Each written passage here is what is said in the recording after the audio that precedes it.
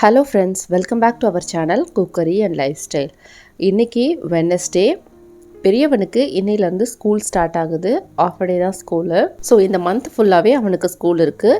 சின்னவனுக்கு holiday தான். 2 months வரைக்கும் அவன் ஸ்கூல் பக்கமே போக வேண்டாம். லாஸ்ட்டு ஷார்ட்ஸில் உங்கள்கிட்ட ஷேர் பண்ணியிருந்தேன், கொஞ்சம் உடம்பு சரியில்லை அப்படின்ட்டு. நேற்று ஃபுல்லாகவே கம்ப்ளீட் ரெஸ்ட்டு. கிச்சனுக்குள்ளே வரவே இல்லை. 2 வேளை வெளியில் தான் வாங்கி சாப்பிட்டோம். நல்ல ஃபீவர், அதனால் நேற்று குக் பண்ணவே முடியல. இன்றைக்கி அட்லீஸ்ட் எழுந்து கொஞ்சமாவது குக் பண்ணணும்னு பார்க்குறேன். தினமுமே வெளியில் வாங்கி சாப்பிட முடியாது இல்லையா? ஸோ இன்றைக்கி குக்கிங் தவிர வேறு எந்த வேலையும் பண்ண போகிறதில்ல. இதுவே முடியாமல் தான் பண்ணிகிட்ருக்கேன். ஸோ எனக்கு இந்த இட்லி இதெல்லாம் சாப்பிடணுன்னு பிடிக்கல. காலையில் அதனால் கஞ்சி மாதிரி ஏதாவது குடிக்கணும் போல் இருந்தது. உளுந்தங்கஞ்சி பண்ணிடலான்ட்டு அதுக்கு தான் ஃபஸ்ட்டு ஊற வச்சுருக்கேன். ஒரு சின்ன கப்பில் தான் எடுத்திருக்கேன். எனக்கும் சின்னவனுக்கும் மட்டும்தான். 1/2 கப் அளவு உளுந்து, தோலோடு இருக்கிற உளுந்து, 1/2 கப் அளவு அரிசி சேர்த்துட்டு நல்லா வாஷ் பண்ணிவிட்டு ஒரு 1/2 மணி நேரம் ஊற வச்சுக்கோங்க. பெரியவனுக்கும் ஹஸ்பண்ட்க்கும் சாம்பார் ஏதாவது வச்சிடலாம், இட்லி ஊற்றி பார்க்குறேன். ஏன்னா இந்த கஞ்சி சீக்கிரமாகவே பசிச்சிடும், ரொம்ப சீக்கிரம் டைஜஸ்ட் ஆகிடும்ன்றதுனால அவங்க 2 பேரும் வெளியில் போகிறாங்க. ஸோ அவங்களுக்கு கொஞ்சம் சாலிடாக ஃபுட் கொடுக்கணும். ஹாலிடேவாக இருந்தால் நாங்கள் எல்லாருமே இந்த உளுந்தங்கஞ்சி குடிப்போம். ஸோ பாசிப்பருப்பு சாம்பார் ரெடி பண்ணிகிட்ருக்கேன். கொஞ்சம் எக்ஸ்ட்ராவாக தான் நான் செஞ்சு வைக்கிறேன். ஏன்னா காலையில் செஞ்சிட்டோன்னா நமக்கு நைட்டு செய்கிற வேலை இருக்காது. உடம்பு சரியில்லாதப்போ எப்போவுமே கொஞ்சம் டபுளாக சமைச்சு வைக்கிறது நல்லது.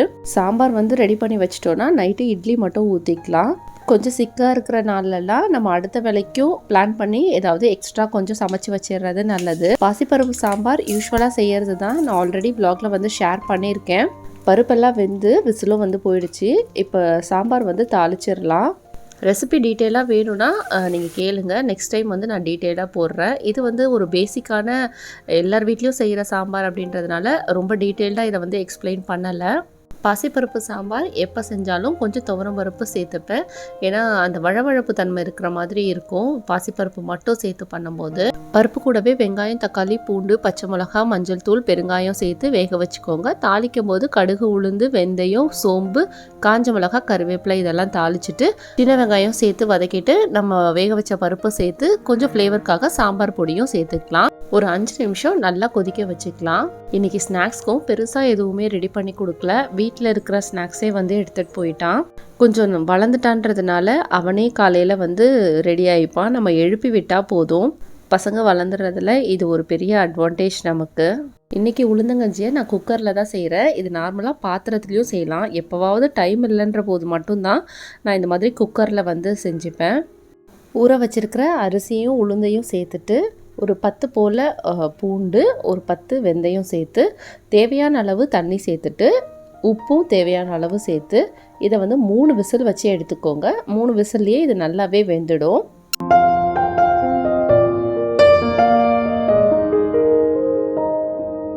நம்ம வச்சுருந்த தண்ணியோட அளவு கரெக்டாக இருக்குது. ஜஸ்ட் இதை கரண்டி போட்டு நல்லா கிளறி விட்டுக்கோங்க. மத்து மாதிரி வச்சு எதுவும் கடைஞ்சிட வேண்டாம். ரொம்ப குழஞ்சிட்டா இந்த உளுந்தம்பருப்பு ஆட் பண்ணியிருக்கிறதுனால அது ரொம்ப வழவழன்னு இருக்க மாதிரி இருக்கும். ஸோ இதுதான் கரெக்டான கன்சிஸ்டன்சி. நீங்கள் கரண்டியில் கிளறும் போதே அது கொஞ்சம் ஸ்மாஷ் ஆகி வந்துடும். ஸோ அதுவே போதுமானது. ரொம்ப தண்ணியாகவும் இருக்கக்கூடாது. ஸோ இது கரெக்டாக இருக்குது. இன்றைக்கியான ஹெல்த்தியான பிரேக்ஃபாஸ்ட் இது தான். சாப்பிட்டு முடிச்சுட்டு டேப்லெட் போட்டு ஒரு 1 hour நல்லா தூங்கிட்டேன்.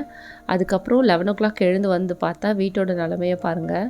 இந்த ஹனி பாட்டிலில் சேர் போட்டாவது ஏறி கிச்சன்லேருந்து எடுத்துகிட்டு வந்துடுறான். காஃப் இருக்கும்போது நான் எப்போவும் இந்த ஹனி கொடுப்பேன். ஸோ அதை டேஸ்ட் பிடிச்சிருச்சு. அவன் அடிக்கடி எனக்கு தெரியாமல் இந்த ஹனி எடுத்து குடிக்க ஆரம்பிச்சிட்டான். அப்பா ஊருக்கு போயிட்டு வந்தாங்க. ஸோ எனக்காக இந்த கருப்பட்டி மிட்டாய் வாங்கிட்டு வந்தாங்க. இது எனக்கு ரொம்பவே பிடிக்கும். யாரெல்லாம் இதை சாப்பிட்ருக்கீங்க, யாருக்கெல்லாம் இது ஃபேவரட் சொல்லி கமெண்ட்டில் சொல்லுங்கள். நல்ல ஜூஸியாக இருக்குது. சம்டைம்ஸ் இது ரொம்ப ட்ரையாக இருக்க மாதிரி இருக்கும். இது அப்படி இல்லை, நல்லா சாஃப்டாக ஜூஸியாக இருக்குது. என்ன தான் முடியாமல் இருந்தாலும் இந்த மாதிரி நம்மளோட ஃபேவரட்டான ஃபுட்டெல்லாம் பார்க்கும்போது கண்ட்ரோல் பண்ண முடியாது. அப்படியே 1, 2 சாப்பிட தான் செய்வோம்.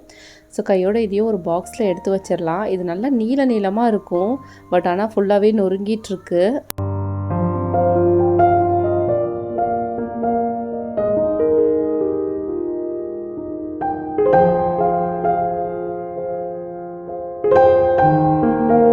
ஸோ ஒரு 11 மணி போல் எனக்கு ஏதாவது ஒரு ஸ்ட்ராங்காக ஏதாவது சூடாக குடிக்கணும் போல் இருந்தது. ஸோ கருப்பட்டி காஃபி ரெடி பண்ணலாம் அப்படின்ட்டு தான் ரெடி பண்ணிகிட்ருக்கேன். பட் இதுக்கு பேர்லாம் எனக்கு தெரியல. நான் சின்ன வயசுலேருந்து இது கருப்பட்டி காஃபின்னு தான் சொல்லியிருக்கேன். ஆனால் இது கொஞ்சம் மல்லி விதை, மிளகு, இஞ்சி இதெல்லாம் இடித்து வந்து போடுவோம். ஒரு 2லேருந்து 3 டேபிள் ஸ்பூன் அளவு கொத்தமல்லி விதை எடுத்து நல்லா இடித்து வச்சுக்கலாம். தேவையான அளவு தண்ணி சேர்த்துட்டு ஸ்வீட்னஸ்க்காக கருப்பட்டி சேர்த்துப்போம். கருப்பட்டி வந்து உங்களோட ஸ்வீட்னஸ்க்கு ஏற்ற மாதிரி பார்த்து நீங்கள் ஆட் பண்ணிக்கோங்க. இதில் வந்து நம்ம இடித்து வச்சுருக்கிற அந்த கொத்தமல்லி விதையை சேர்த்துக்கலாம். கூடவே 1 டீஸ்பூன் அளவு மிளகு வந்து அதையும் இடிச்சிட்டு இது கூட சேர்த்துக்கிறேன். ஒரு பெரிய துண்டு இஞ்சியை இடித்து அதையும் சேர்த்துக்கலாம். ஒரு 5 to 10 மினிட்ஸ் லோ ஃப்ளேமில் வச்சுட்டு இதை நல்லா கொதிக்க வச்சுக்கோங்க. இது ஒரு சுக்குமல்லி காஃபி மாதிரி தான், பட்டு காஃபி தூள்லாம் இதில் வந்து ஆட் பண்ணலை. இது வந்து கொதிச்சிட்ருக்க டைமில் நம்ம வந்து லஞ்சுக்கு ரெடி பண்ணிக்கலாம். லஞ்சுக்கு வந்து தேவையான அரிசியை வந்து ஊற வச்சுக்கிறேன். நான் இன்றைக்கி குதிரவாளி அரிசியில் வந்து சாம்பார் சாதம் செய்ய போகிறேன். 1/2 கப் அளவு அரிசினா அதுக்கு 1/2 கப் அளவு பருப்பு, துவரம்பருப்பு 1/4 கப், பாசிப்பருப்பு 1/4 கப் எடுத்துக்கோங்க.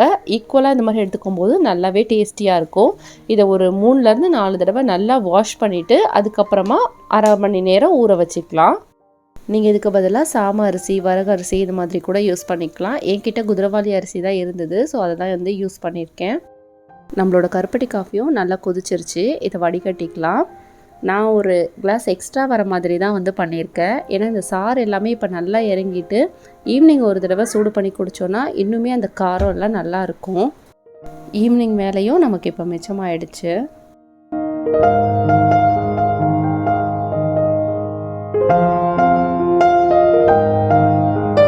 கொஞ்ச நாளுக்கு முன்னாடி பசங்களோட டாய்ஸ் எல்லாமே நான் தூக்கி லாஃப்ட்டில் போட்டு வச்சுருந்தேன். ஏன்னா நிறைய டாய்ஸ் வீட்டில் வச்சுருந்தாங்க.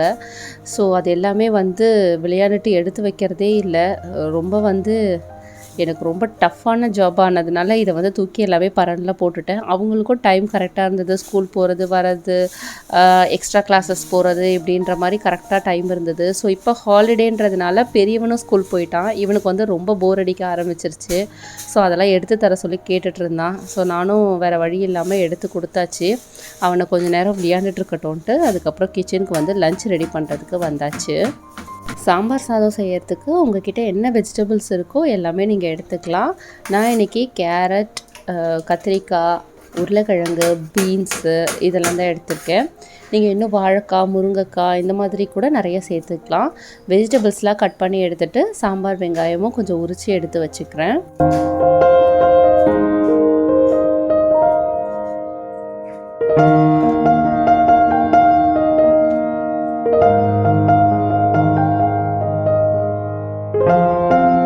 சாம்பார் சாதம் செய்யறதுக்கு ஃபஸ்ட்டு கொஞ்சம் தேங்காய் எண்ணெய் சேர்த்துட்டு இதில் கொஞ்சம் மஞ்சள் பொடி, பெருங்காயத்தூள் சேர்த்து ஒரு பச்சை மிளகா, ஒரு 15 போல் சின்ன வெங்காயத்தை சேர்த்துக்கலாம். ரொம்ப வதக்கணுன்றதில்ல, லைட்டாக மிக்ஸ் பண்ணதுக்கப்புறமா ஒரு தக்காளி சேர்த்து அதையும் மிக்ஸ் பண்ணிக்கிறேன். இப்போ நம்ம கட் பண்ணி வச்சுருக்கிற வெஜிடபிள்ஸ் எல்லாம் ஆட் பண்ணிக்கலாம். நான் வந்து கொஞ்சம் வெஜிடபிள்ஸ் நிறையவே ஆட் பண்ணியிருக்கேன். 1 பங்கு அரிசினா 2 பங்கு 2.5 பங்கு வரைக்குமே காய்கறி இருக்கும்னு நினைக்கிறேன். ஸோ நிறைய வெஜிடபிள்ஸ் சேர்க்கும் போது சாம்பார் சாதம் நல்ல டேஸ்டியாகவே இருக்கும். ரொம்ப நேரம் வதக்கணுன்றதில்ல, ஜஸ்ட் ஒரு 1 மினிட் அந்த எண்ணெயில் வதக்கிட்டோன்னா டேஸ்ட் வந்து நல்லாயிருக்கும். இப்போது குழம்பு மிளகாய் தூள் 1 டீஸ்பூன், சாம்பார் பொடி 3/4 டீஸ்பூன் சேர்த்துட்டு கொஞ்சமாக மிளகுத்தூள் ஒரு 1/4 டீஸ்பூன் மிளகுத்தூளும் சேர்த்து நல்லா மிக்ஸ் பண்ணி விட்டுக்கிறேன். இது வந்து உங்கள் காரத்துக்கு ஏற்ற மாதிரி ஆட் பண்ணிக்கோங்க. நல்லா மிக்ஸ் பண்ணதுக்கப்புறமா நம்ம 1 கப் அரிசி எடுத்தோன்னா 3.5 கப் அளவு தண்ணி, அரிசியும் பருப்பும் சேர்த்து 1 கப் எடுத்துருந்தோம். ஸோ 3 கப் அளவு தண்ணி சேர்த்து தேவையான அளவு உப்பு. இது வந்து கொடம்புளி, நான் ஏற்கனவே உங்களுக்கு வந்து vlogல சொல்லியிருந்தேன். இதுக்கு பதிலாக நீங்கள் நார்மலாக வீட்டில் யூஸ் பண்ணுற புளி தண்ணியே கொஞ்சமாக ஆட் பண்ணிக்கோங்க. நான் வந்து வீட்டில் இது இருந்ததுனால இதை ஆட் பண்ணிக்கிறேன். நல்லா இந்த மாதிரி நுரக்கூடி வர ஆரம்பித்ததுக்கப்புறமா நம்ம வாஷ் பண்ணி ஊற வச்சுருக்கிற அரிசியை வந்து இதில் சேர்த்துக்கலாம்.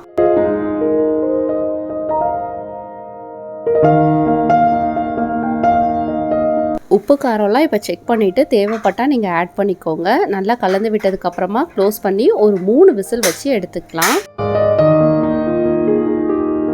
சாம்பார் சாதம் விசில் வந்து ப்ரெஷரும் ரிலீஸ் ஆகிறதுக்குள்ளே ஃபுல்லாகவே கிச்சனை க்ளீன் பண்ணி முடிச்சுட்டேன். கவுண்டர் டாப்பெல்லாம் நல்லா தொடச்சி விட்டுட்டு பாத்திரமும் கழுவி முடிச்சாச்சு. இப்போ ப்ரெஷரும் வந்து ரிலீஸ் ஆகிடுச்சு. நேற்றுலேருந்து கிச்சனுக்குள்ளேயே வராததுனால பாத்திரம் எல்லாமே ரொம்ப நிறைய சேர்ந்து போயிருந்தது. ஸோ கையோடு அதையும் வந்து வாஷ் பண்ணிடலான்ட்டு தான் நின்று அதையும் வந்து வாஷ் பண்ணி முடிச்சிட்டேன். இது தவிர இன்றைக்கி வேறு எந்த வேலையுமே செய்யலை. சமைச்சு சாப்பிட்டுட்டு கம்ப்ளீட்டாக வந்து ரெஸ்ட் எடுத்துட்டேன்.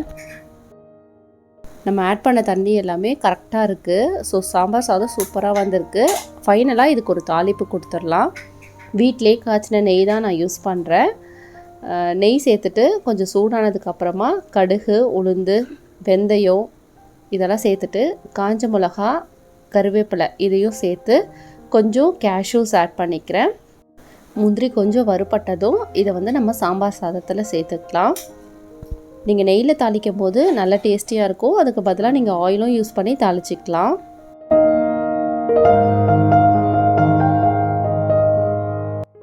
ஃபைனலாக கொஞ்சம் கொத்தமல்லி இலை ஆட் பண்ணிவிட்டு நல்லா மிக்ஸ் பண்ணி விட்டுக்கலாம். இந்த சாம்பார் சாதம் நல்லா டேஸ்டியாக இருக்கிறது மட்டும் இல்லாமல் கம்ப்ளீட்லி ஹெல்த்தியான ஒரு மீல். நீங்கள் வெயிட் லாஸில் இருந்தாலோ இல்லை ஒரு ஹெல்த்தியான மீல் வந்து பிளான் பண்ணாலோ கண்டிப்பாக இதை வந்து ட்ரை பண்ணி பாருங்கள். ரொம்பவே டேஸ்டியாக இருக்கும். ரைஸை வந்து கம்ப்ளீட்டாக அவாய்ட் பண்ணிக்கலாம். சாம்பார் சாதத்துக்கு சைடிஷ் அப்பளத்தை விட வேறு என்ன இருக்கும்? ஸோ இன்றைக்கி வந்து வத்தல் தான் போடலான்னு நினச்சேன். பசங்க வந்து அப்பளம் வேணும் அப்படின்னு கேட்டாங்க. ஸோ சைடிஷ் வந்து அப்பளமும் ஃப்ரை பண்ணிட்டோம். ஸோ இதுக்கப்புறம் கம்ப்ளீட் ரெஸ்ட்டு தான். நல்லா சாப்பிட்டு முடிச்சுட்டு நல்லா வந்து தூங்கி எழுந்தேன். ஈவினிங் வந்து நம்ம ஏற்கனவே போட்டு வச்சுருந்த கருப்பட்டி காஃபியை சூடு பண்ணி குடித்தாச்சு. நைட்டுக்கு இட்லி மட்டும்தான் ஊற்றிக்கிட்டேன். சாம்பாரும் வந்து ரெடியாக இருந்தது. ஹோப் இந்த ரெசிபீஸ்லாம் உங்களுக்கு பிடிச்சிருக்கோன்னு நினைக்கிறேன். உங்களுக்கு இந்த ரெசிபீஸ் பிடிச்சிருந்தா நம்மளோட சேனலை லைக் பண்ணி சப்ஸ்கிரைப் பண்ணி சப்போர்ட் பண்ணுங்கள். அண்ட் உங்களோட ஃப்ரெண்ட்ஸ் அண்ட் ஃபேமிலிக்கும் ஷேர் பண்ணிக்கோங்க. நெக்ஸ்ட்டு ஒரு இன்ட்ரெஸ்டிங்கான vlogல மீட் பண்ணலாம். Until then, take care and bye bye.